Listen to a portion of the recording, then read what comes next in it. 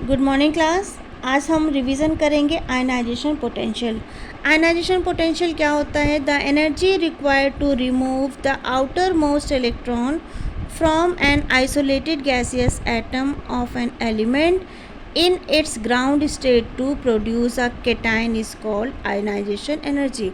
मतलब ionisation energy वो energy होती है जब कोई एलिमेंट इलेक्ट्रॉन को लूज़ करता है। ठीक है, तो इलेक्ट्रॉन को किसी आइसोलेटेड एटम से लूज़ कराने में जो एनर्जी रिक्वायर होती है वो आयनाइजेशन एनर्जी कहलाती है। ठीक है, जैसे आपका ये कोई गैसियस एटम है, इसको हमने एनर्जी प्रोवाइड की तो इसने एक इलेक्ट्रॉन को क्या कर दिया? लूज़ कर दिया, और इस पर कौन सा चार्ज आ गया? Positive charge. अगर आयनाइजेशन एनर्जी हमने इसमें डाली, ठीक है, तो इसने एक इलेक्ट्रॉन लूज़ किया तो ये इसका फर्स्ट आयनाइजेशन एनर्जी होगा। दोबारा से जब हम इस पर आयनाइजेशन एनर्जी डालेंगे तो ये इसका सेकेंड आयनाइजेशन एनर्जी होगा।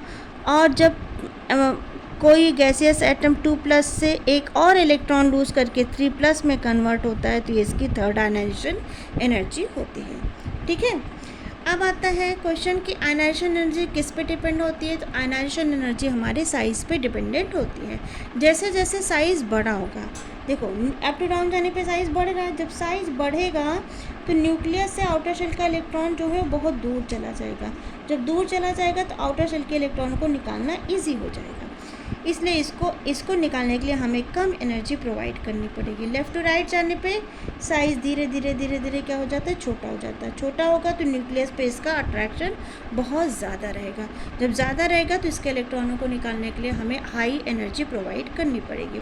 इसलिए कहा जाता है कि साइज़ बढ़ने पे आयनाइजेशन एनर्जी घटती है और साइज़ घटने पे आयनाइजेशन एनर्जी बढ़ती है। तो आयनाइजेशन एनर्जी साइज़ के इन्वर्सली प्रोपोर्शनल होती है। डाउन द ग्रुप जाने पर आयनाइजेशन एनर्जी कम होगी क्योंकि साइज़ बढ़ रहा है, इलेक्ट्रॉन ईजिली निकल सकते हैं। लेफ़्ट टू राइट जाने पे आयनाइजेशन एनर्जी इंक्रीज़ होती है क्योंकि साइज़ डिक्रीज़ होता है और इलेक्ट्रॉनों को निकालना इतना ईजी नहीं होता है। क्वेश्चन आता है कि जो अगर हमने बोला कि लेफ़्ट टू राइट जाने पे आयनाइजेशन एनर्जी क्या होगी? आयनाइजेशन एनर्जी क्या होगी? इंक्रीज़ होगी। तो उस ऑर्डर में लिथियम की कम, उससे ज़्यादा बेरिलियम, उससे ज़्यादा बोरॉन, उससे ज़्यादा कार्बन, उससे ज़्यादा नाइट्रोजन, फिर ऑक्सीजन और सबसे ज़्यादा फ्लोरीन की होनी चाहिए। लेकिन ऐसा नहीं होता है। देखिए बेरिलियम के केस में क्या होता है? 1s2 2s2। अगर इसका देखा जाए तो ये फुल फील्ड शो करता है, स्टेबिलिटी शो करता है। बोरॉन का अगर देखा जाए, बेरिलियम के जस्ट बाद बोरॉन है, इसका देखा जाए तो इसके पी में केवल एक इलेक्ट्रॉन है। ना ये फुल फील्ड स्टेबिलिटी को दिखा रहा है ना हाफ फील्ड स्टेबिलिटी को दिखा रहा है। तो इसके इलेक्ट्रॉन को निकालने के लिए ज़्यादा एनर्जी प्रोवाइड करनी पड़ेगी और इसके इलेक्ट्रॉन को निकालने के लिए कम एनर्जी प्रोवाइड करनी पड़ेगी। तो जो ऑर्डर ऐसे होना चाहिए था अब वो ऑर्डर ऐसे हो जाएगा। मतलब बेरिलियम की आयनाइजेशन एनर्जी बोरॉन से ज़्यादा होगी क्योंकि ये फुल फील्ड स्टेबिलिटी शो करता है। यही केस नाइट्रोजन और ऑक्सीजन में भी होता है। Nitrogen half field stability show करता है जबकि ऑक्सीजन ऐसा कुछ भी शो नहीं करता है।